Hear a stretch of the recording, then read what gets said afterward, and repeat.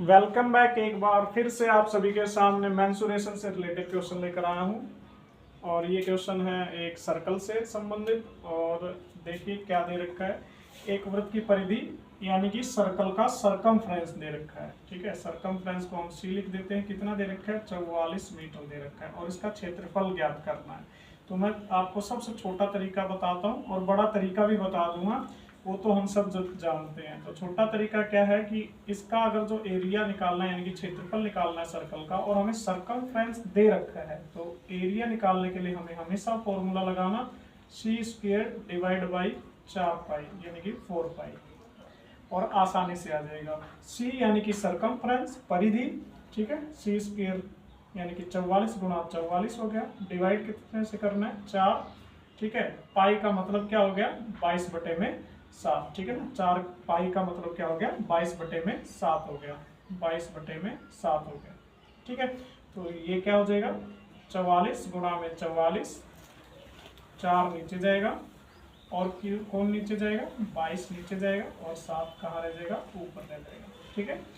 तो 22 दूनी कितना होता है? 44, और 2 दूनी कितना होता है? 4। 2 से 44 को काटेंगे कितने पे? 22 पे। 22 और 7 की गुणा कितनी होती है? 154, ठीक है, 154। यानी कि इसका आंसर कितना आ जाएगा? 154 मीटर स्क्वायर, ठीक है ना। ये हो गया पहला तरीका। दूसरे तरीके में हम क्या करते हैं? पहले रेडियस निकालते हैं। अब रेडियस निकालने के लिए हम फॉर्मूला जो सर्कल के सरकमफ्रेंस का ही लगाते यानी कि वृत्त की परिधि का ही लगाते, और उसका फॉर्मूला क्या हो गया? 2 पाई आर यानी कि 2 पाई आर कितना? 44 बराबर में, ठीक है। 2 पाई का मान हमें पता है 22/7 होता है, मल्टीप्लाई आर और 44 लिख देंगे।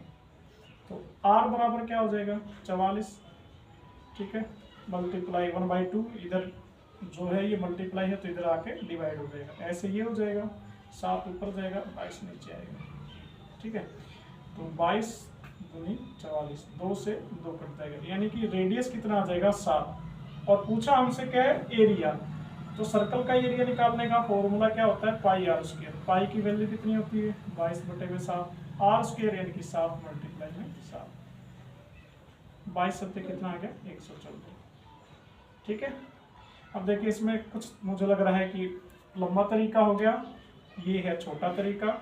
वैसे जो हमें समझ में आए, जिससे हम जल्दी कर सके, वही तरीका हमारे लिए बेहतर होता है, ठीक है। इस तरीकों को याद रखना।